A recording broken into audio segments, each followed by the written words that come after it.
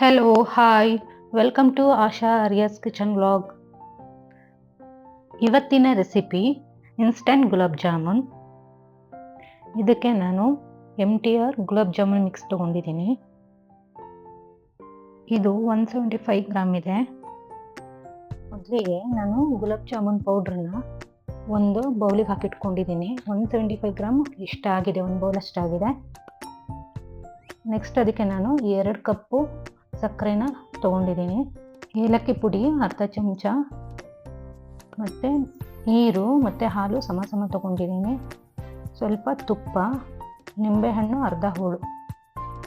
ಒಂದು ಬೌಲಿಗೆ ಜಾಮೂನ್ ಮಿಕ್ಸ್ ಪೌಡ್ರನ್ನ ಹಾಕ್ಕೊಂಡು ಇದನ್ನು ಈ ಥರ ಮಿಕ್ಸ್ ಮಾಡ್ಕೋಬೇಕು. ಆಮೇಲೆ ಹಾಲು ಮತ್ತು ನೀರನ್ನ ನಾನು ಸಮ ಪ್ರಮಾಣದಲ್ಲಿ ತೊಗೊಂಡಿದ್ದೆ. ಅದೆರಡು ಮಿಕ್ಸ್ ಮಾಡಿ ಸ್ವಲ್ಪನೇ ಹಾಕ್ಕೊಂಡು ಕಲಿಸ್ಕೋಬೇಕು. ಸ್ವಲ್ಪ ಸ್ಮೂತಾಗಿ ಹಿಟ್ಟು ಬರೋ ತನಕ ಕಲಿಸ್ಕೊಳ್ಳಿ. ತುಂಬ ಗಟ್ಟಿನೂ ಏನೂ ಬೇಕಾಗಿಲ್ಲ, ಮತ್ತು ತುಂಬ ತೆಳುವಾದ್ರೂ ಚೆನ್ನಾಗಿ ಬರಲ್ಲ. ಚಪಾತಿ ಹಿಟ್ಟಿಗಿಂತ ಸ್ವಲ್ಪ ತೆಳುವಾಗಿರಲಿ.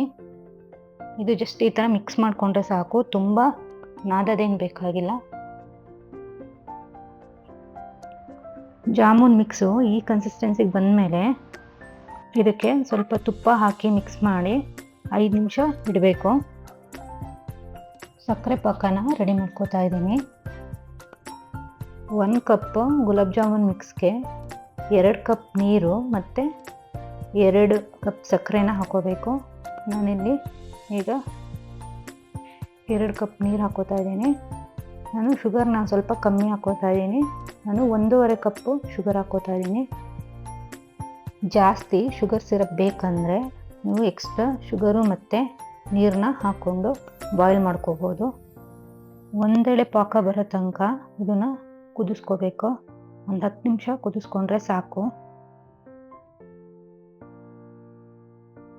ಏಲಕ್ಕಿ ಪುಡಿನ ಹಾಕೋತಾ ಇದ್ದೀನಿ, ಅರ್ಧ ಚಮಚ ಏಲಕ್ಕಿ ಪುಡಿ. ಮತ್ತು ಸ್ಟವ್ ಆಫ್ ಮಾಡಿ 4ರಿಂದ 5 ಹನಿ ನಿಂಬೆ ರಸನ ಹಾಕ್ಕೊಂಡಿದ್ದೀನಿ. ಶುಗರ್ ಸಿರಪ್ಪು ರೆಡಿಯಾಗಿದೆ. 5 ನಿಮಿಷ ಆದಮೇಲೆ ಚಿಕ್ಕದಾಗಿ ಉಂಡೆನ ಕಟ್ಕೋಬೇಕು. ಕೈಗೆ ಸ್ವಲ್ಪ ತುಪ್ಪ ಹಾಕ್ಕೊಂಡು ಉಂಡೆನ ಕಟ್ಟಬೇಕು. ನೋಡಿ, ಈ ಥರ ಸ್ವಲ್ಪ ಪ್ರೆಸ್ ಮಾಡಿ ಉಂಡೆ ಕಟ್ಟೋದ್ರಿಂದ ಕ್ರ್ಯಾಕ್ಸ್ ಆಗಲ್ಲ. ಕ್ರ್ಯಾಕ್ಸ್ ಏನಾರು ಆದರೆ ನಾವು ಎಣ್ಣೆಗೆ ಹಾಕ್ತೀವಲ್ಲ ಫ್ರೈ ಮಾಡೋದಕ್ಕೆ, ಆವಾಗ ಜಾಮೂನೆಲ್ಲ ಫುಲ್ ಓಪನ್ ಆಗಿಬಿಡುತ್ತೆ. ಆದ್ದರಿಂದ ನೀಟಾಗಿ ಈ ಥರ ಉಂಡೆನ ಕಟ್ಕೋಬೇಕು. ಜಾಮೂನ್ ಉಂಡೆ ರೆಡಿ ಆಗೋಷ್ಟರಲ್ಲಿ ಈ ಕಡೆ ಎಣ್ಣೆನ ಬಿಸಿ ಮಾಡೋದಕ್ಕೆ ಇಟ್ಕೊಂಡಿರಬೇಕು. ಎಣ್ಣೆನ ತುಂಬ ಕಾಯಿಸಿರಬಾರ್ದು. ತುಂಬ ಕಾಯ್ದಿರೋ ಎಣ್ಣೆಗೆ ಹಾಕಿದ್ರೆ ಫುಲ್ ಕಪ್ಪಾಗಿ ಹೋಗ್ಬಿಡುತ್ತೆ ಮತ್ತು ಬೇಯೋದು ಇಲ್ಲ. ಅದರಿಂದ ಲೋ ಫ್ಲೇಮಲ್ಲಿ ಇಟ್ಕೊಂಡು ಈ ಜಾಮೂನೆಲ್ಲ ಫ್ರೈ ಮಾಡ್ಕೋಬೇಕು. ನಾನೀಗ ರೆಡಿ ಮಾಡ್ಕೊಂಡಿರೋಂತಹ ಜಾಮೂನ್ ಉಂಡೆನ ಕಾಯ್ದಿರೋ ಎಣ್ಣೆಗೆ ಹಾಕೋತಾ ಇದ್ದೀನಿ. ಲೋ ಫ್ಲೇಮಲ್ಲಿ ಇಟ್ಕೊಂಡಿದ್ದೀನಿ. ಜಾಮೂನ್ ಹಾಕಿದ್ಮೇಲೆ ಈ ಥರ ಮಿಕ್ಸ್ ಮಾಡ್ಕೋತಾ ಇರಬೇಕು. ಈ ಥರ ಮಿಕ್ಸ್ ಮಾಡ್ಕೊಳ್ಳೋದ್ರಿಂದ ನೀಟಾಗಿ ಜಾಮೂನು ಎಲ್ಲ ಕಡೆ ಬೆಂದಿರುತ್ತೆ. ಫ್ರೈ ಆಗಿರೋ ಗುಲಾಬ್ ಜಾಮೂನ್ನ ನಾನೀಗ ಸಕ್ಕರೆ ಪಾಕಕ್ಕೆ ಹಾಕೋತಾ ಇದ್ದೀನಿ. ಪಾಕ ಸ್ವಲ್ಪ ಬೆಚ್ಚಗಿರಬೇಕಾದ್ರೆ ಇದನ್ನು ಹಾಕ್ಕೊಳ್ಳಿ. ತುಂಬ ಬಿಸಿ ಇರಬೇಕಾದ್ರೆ ಈ ಗುಲಾಬ್ ಜಾಮೂನ್ ಹಾಕ್ಕೊಂಡ್ರೆ ಫುಲ್ಲೆಲ್ಲ ಮೆಲ್ಟ್ ಆಗೋಗುತ್ತೆ. ಈಗ ಜಾಮೂನು ರೆಡಿಯಾಗಿದೆ. ಇದನ್ನು 1 ಗಂಟೆ ಬಿಟ್ಟು ತಿನ್ನಬಹುದು.